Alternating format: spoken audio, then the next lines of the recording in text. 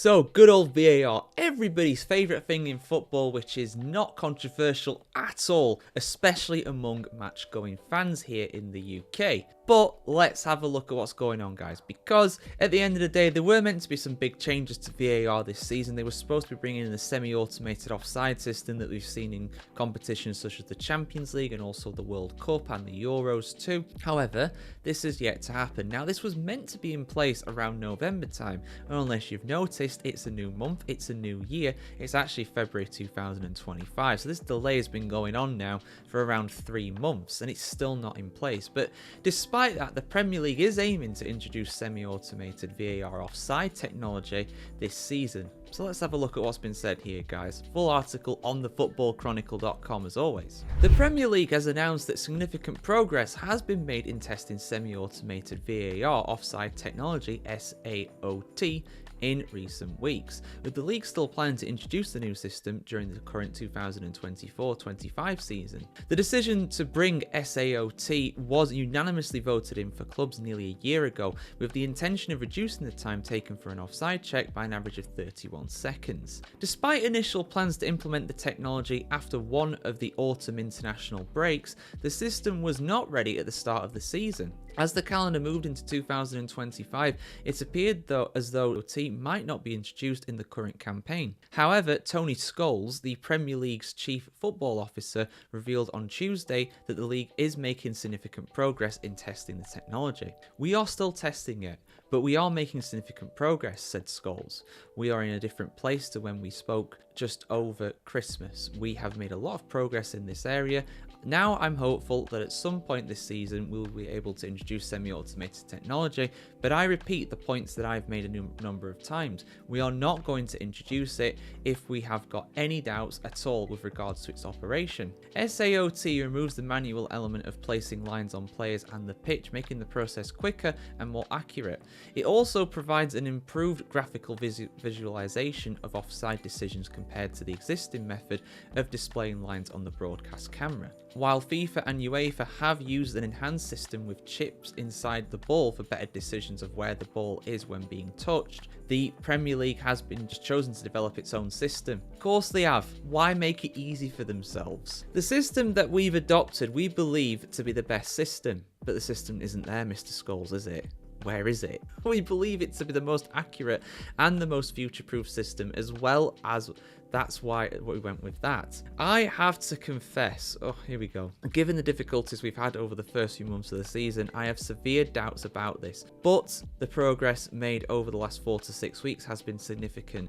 We believe we're going to be adopting the best system and the most accurate system without the need for a chip in the ball. Scholes also defended the prospect of switching from the legacy VAR offside technology to SAOT when the majority of the system will have been played, stating, "Fundamentally, the operation of semi-automated offside technology does not change the integrity of the offside law and does not change the integrity of the decision making. What it does is makes the process more efficient." So if we hold true to that basis that we're not actually changing the integrity of it, we're just making it more efficient. You arrive at the place it says, well, why wouldn't you use it when you're absolutely confident that it's ready? I get that, but why are they so insistent on making their own system? Maybe they just want to show off and be like, "Oh, look at us, we're 0.001% more accurate than the current system, and it only took us 10 years to develop it." This is real progress, because it's progressing, guys. Don't doubt the progress. The progress is progressing. The Premier League also revealed that the number of VAR errors after 23 games has fallen from 20 last season to 13 in the 2024-25 campaign, according to stats produced by the league's Key Match Incidents (KMI) panel. Scholes attributed this improvement to the elite refereeing development plan, which aims to fast-track promising referees through the levels. Looking ahead, the Premier League intends to introduce referees announcing VAR decisions to the crowd at the start of next season. That's a good move, following successful trials in the Carabao Cup semi-finals. The league will continue to lobby for change with the International Football Association Board, IFAB, which controls VAR protocol, with the ultimate goal of providing fans inside the stadium with at least equal experience to those when it comes to VAR decisions. get what they're seeing on the little screen, get that blown up on the big screen. That'll make a massive difference too. But yeah, there's a full list of the 13 VAR errors, and there's basically 4 incorrect interventions and 9 missed interventions, which apparently is a decrease, but some of these have been absolutely abhorrent, to be honest with you. I mean, that one with Wolves against Arsenal, I mean, Stevie Wonder could have seen that was not a sending off. But yeah, I mean, listen, like I said, the process is progressing. Whether it's going to be in for this year or not, I don't know. It'll make things better for sure, but I feel like there's bigger problems with VAR than the offside thing.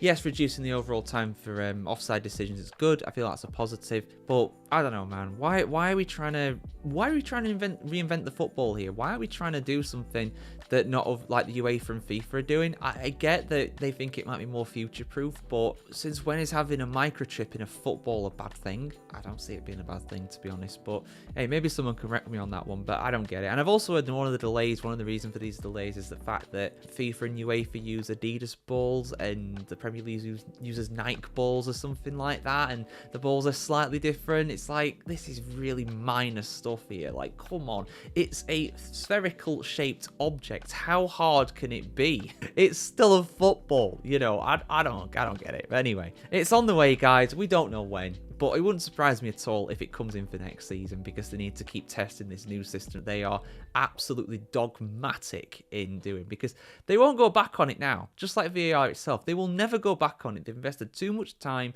and they've got too much face to lose by actually, you know, abandoning these plans, even though maybe they should, or at least just go back to what UEFA and FIFA have. Because guess what? It works. Was anybody questioning the offside calls in the last World Cup or the last Euros or the Champions League? I don't remember that. I really don't remember that, to be honest. I thought the system worked really well. So why are they not just wanting to use that? Anyway, the most money in the world in terms of a league has the Premier League, but common sense is in very short supply. Your thoughts in the comments below about this, guys. Should they get rid of VAR or should they keep it? I reckon most people will get rid of, most actual match-going fans, football fans, will get rid of it. Having a better and more open process in terms of, you know, showing the fans in the ground what's going on, that would go a long way to making things better, in my opinion. And that should be talked about a lot more than what it currently is. So yeah. Post in the comments below, guys. Like, share, comment, subscribe as always to see much more content just like this on thefootballchronicle.com. And yeah, see you soon, guys. Have a great day.